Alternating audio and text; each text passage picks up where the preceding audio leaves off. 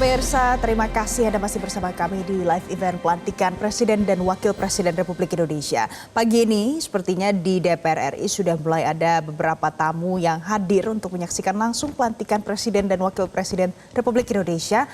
Kita akan saparkan Glory Nata, ada jurnalis Metro TV langsung dari DPR RI. Glory, selamat pagi Glory. Bagaimana di sana Glory, ada perkembangan terkini apa?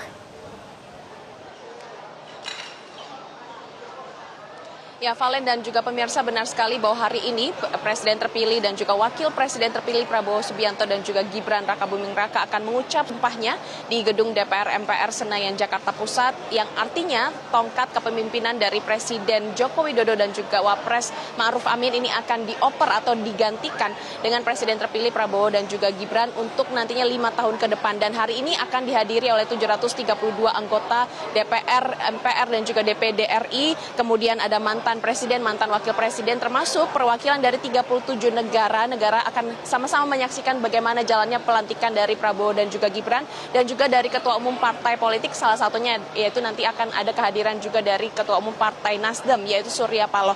Dan untuk lebih membahas bagaimana sikap dari partai Nasdem, kemudian arahan-arahan apa saja nantinya bagi partai Nasdem untuk membantu pemerintahan Prabowo Gibran, sudah ada bersama dengan saya pagi ini, yaitu dengan Sugeng Suparwoto, ketua DPP dari Partai Nasdem, dan juga termasuk anggota DPR MPR RI dari fraksi Partai Nasdem. Selamat pagi Pak Sugeng. Pagi, ya. Oke, Pak Sugeng, kalau kita melihat dari agenda hari ini pelantikan dari Partai Nasdem sendiri kan sudah ada 69 perwakilan di DPR RI ini. Kira-kira arahan dari Pak Surya Paloh dari Partai Nasdem ini untuk membantu jalannya pemerintahan Prabowo Gibran apa ke depannya? Ya, dipertegas bahwa Partai Nasdem adalah mendukung pemerintahan Pak Prabowo Gibran.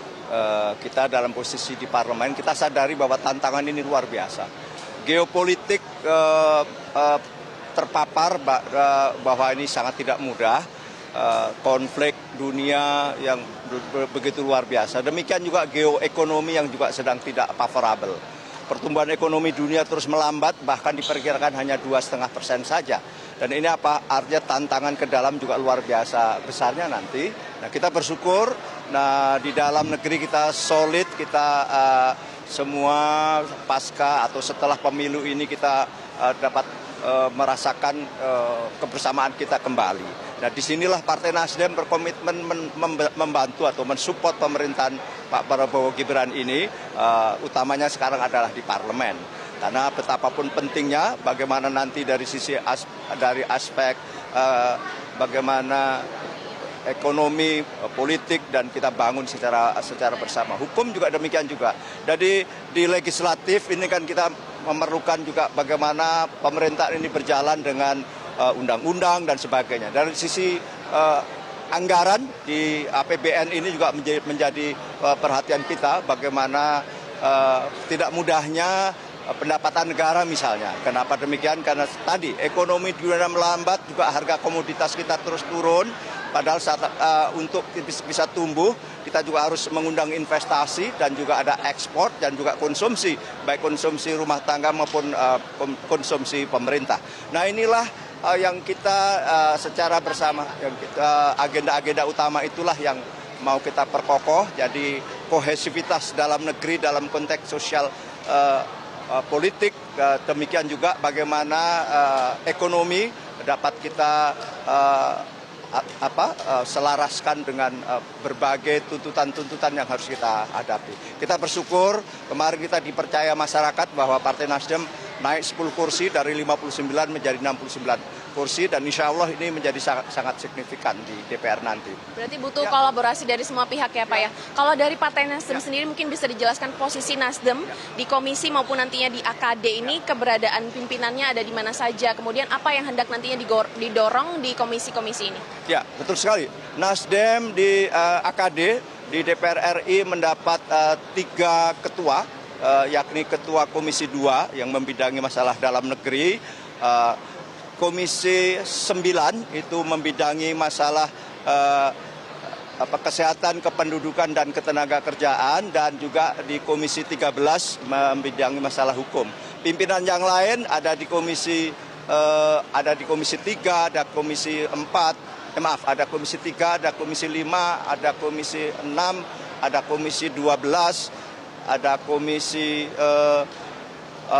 kalau tidak salah 11 juga, ada di Banggar juga. Jadi itulah Nasdem mendapat pimpinan-pimpinan di AKD. Nah, yang menjadi fokus juga di kami nanti adalah bagaimana tantangan di bidang pangan dan energi. Energi sekarang menghadapi titik krusial, bagaimana Timur Tengah telah bergolak dan ini mendekati musim dingin. Biasanya kebutuhan akan energi naik, tapi di sisi lain suplai dipastikan akan terganggu kalau terjadi perang Timur Tengah yang masif.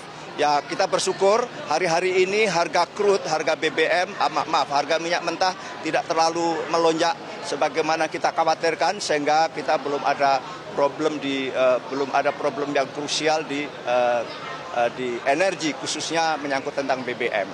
Nah, ini yang terus kita cermati dan Nasdem sangat concern masalah itu. Demikian juga di bidang pangan. Musim yang terus-menerus tidak sebagaimana yang diprediksi, telah terjadi climate change, telah terjadi. Nah, itulah semua dalam satu rangkaian kebijakan yang kita intinya adalah secara bersama-sama bersama pemerintahan Pak Prabowo Gibran ini kita akan terus bagaimana agar bangsa ini bisa keluar dari kemelut masalah-masalah ekonomi yang akan kita hadapi. Rancangan undang-undang yang hendak nanti didorong nih Pak selama 5 tahun ke depan. Ya, kebetulan saya selama ini di bidang di energi dan sumber daya mineral di Komisi 7 yang lalu dan sekarang ada di Komisi 12. Kita membutuhkan undang-undang energi baru, energi terbarukan. Karena ini adalah transisi energi. Dari energi fosil kita sudah menjadi masalah, baik masalah keberadaannya maupun dari aspek lingkungan. Kita telah menandatangani Paris Agreement, di mana kita juga komitmen untuk apa disebut dengan net zero emission, dan kebetulan kita masih sangat didominasi oleh energi fosil, yakni adalah batu bara, minyak dan gas. Tapi itu keberadaannya sudah menjadi masalah ekonomi juga. Minyak misalnya lifting terus turun sementara konsumsi terus naik, dan ini kita impor energi baru, energi terbarukan adalah sebuah langkah yang harus dilakukan sekarang juga. Jelajahi cara baru mendapatkan informasi. Download Metro TV Extend sekarang.